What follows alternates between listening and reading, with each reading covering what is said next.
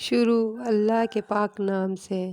اے نبی، ہم نے آپ کو کوثر عطا کی، پس آپ اپنے رب کے لیے نماز پڑھیے اور قربانی کیجیے، بے شک آپ کا دشمن ہی بے نام و نشان ہوگا۔ شاید ہی کوئی مسلمان ہو جو حوض کوثر سے متعلق نہ جانتا ہو۔ جنت کی نہر سے بھرا یہ حوض، جس کی ریت خالص کستوری کی ہے، دودھ سے زیادہ سفید، شہد سے زیادہ میٹھا، بے حد خوشبودار، برف سے زیادہ ٹھنڈا اس کا پانی، جس کا ایک گھونٹ پینے سے 50,000 سال کی پیاس ختم ہو جانی ہے۔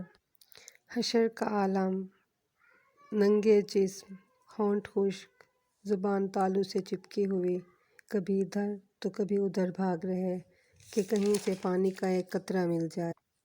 اس وقت جب باپ بیٹے سے اور ماں بیٹی سے انکار کر دے گی۔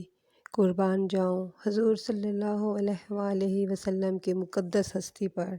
آپ صلی اللہ علیہ وآلہ وسلم پانی کا پیالہ بھریں گے، اپنی امت کی طرف دیکھیں گے، ایک شخص کو بلائیں گے، وہ شخص جلدی جلدی پانی پینے کی غرض سے آگے بڑھے گا، مگر اسی وقت فرشتے آپ صلی اللہ علیہ وآلہ وسلم کو روک دیں گے۔ حضور فرمائیں گے، یہ تو میرا امتی ہے، آنے دیں۔ فرشتے جواب دیں گے، حضور یہ آپ کا امتی ہے، اس پر صرف امت محمدیہ کا ٹیگ لگا ہوا ہے۔ یہ وہ بدبخت لوگ ہیں جنہوں نے امت محمدیہ کا ٹیگ تو لے لیا، آپ کے فین بھی ہو گئے، مگر قرآن و حدیث کو چھوڑ کر دین میں نئی باتیں لے آئے، خود بھی گمراہ ہوئے اور لوگوں کو بھی گمراہ کیا۔ حوض کوثر سے پانی پینے کے لیے مذہب اسلام کو برانڈ بنانا ہی کافی نہیں، اس برانڈ کی خصوصیات بھی اپنے اندر لے کے آنی ہے۔